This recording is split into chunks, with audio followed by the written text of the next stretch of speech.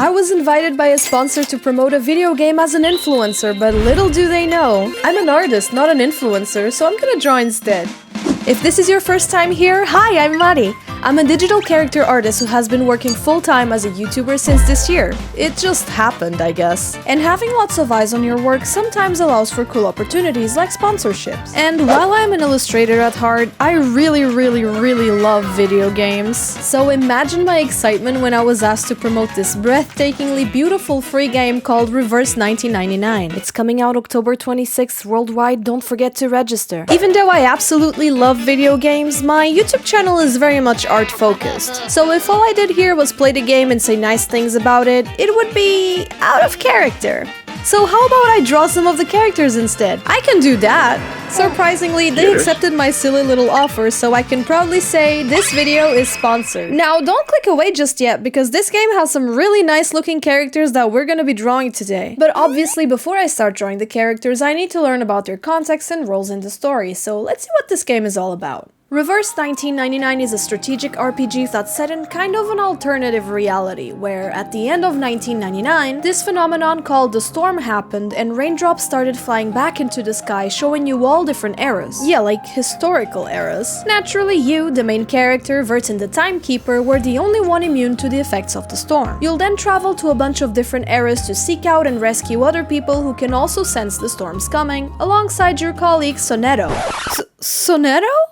She's so cute! What the f- That's it! We're drawing her. Video's over, guys. We got a winner. There's no way anyone else can look better.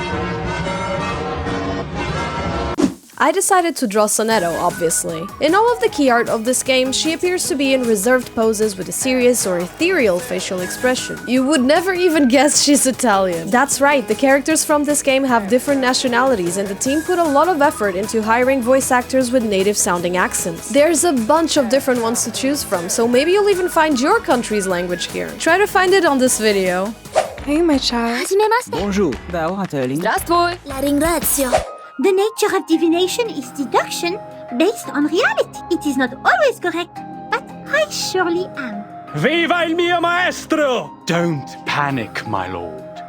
The chasing troopers are also part of the play.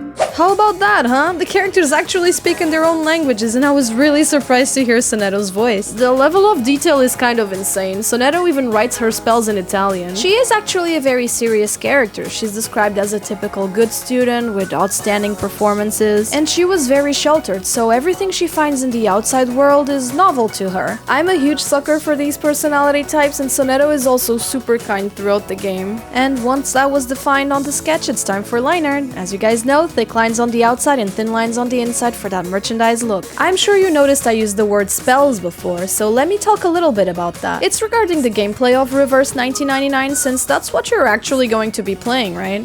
So first of all, since this game has a story, part of it is played as a sort of visual novel. And look at how beautifully animated these characters are. I think they're animated in Live 2D, just like my VTuber model. Now for the gameplay, Reverse 1999 is a tactical RPG, but it's also a card game. First, you have your party with characters that you take from the gacha, and you have 3 turns to attack with them. The cool part is that you don't really choose your actions from a menu. Instead, you draw cards. Draw as in you pick, not that kind of drawing. As you play the game, you build a resource called Moxie, and once you get enough, you can use these crazy powerful ultimate attacks with gorgeous cutscenes that have so much personality. Each character has their own, so you can really tell this game is a labor of love.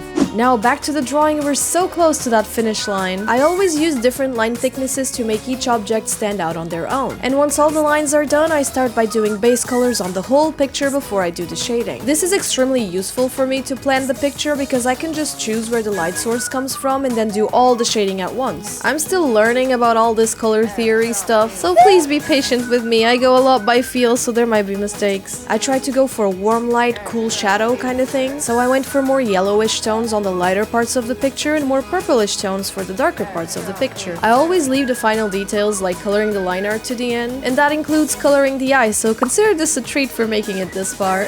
I finish it off by adding shading to the smaller objects and final touches, like changing the eye color because I got it wrong. And just like that, the drawing is done and so is the sponsored video. I think I did pretty okay for someone who's not an influencer, huh? Don't forget to register to get Reverse 1999 this October 26th, and maybe like the video and subscribe to the channel. Thank you for all your fan arts, and I'll see you guys next time. Bye bye!